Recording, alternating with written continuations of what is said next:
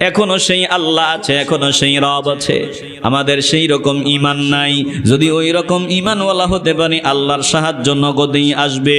বলেন আমরা আল্লাহর দিকে সবাই রুজু হতে চাই কি চাই না? আসতে বলবেন না, জবান খুলে বলেন চাই কি চাই না?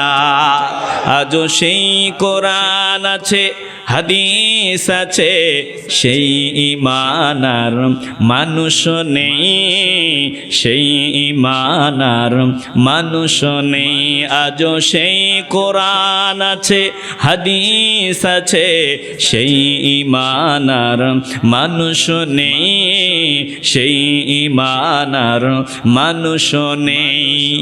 আল্লাহ আমাদের ঈমানকে মজবুত করে দেন। একটু জবান খুলে বলেন আমিন।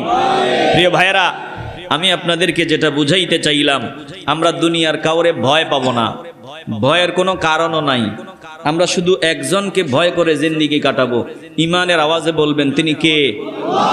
আল্লাহ আমাদের সকলকে কবুল করুন। জোরে বলেন আমিন।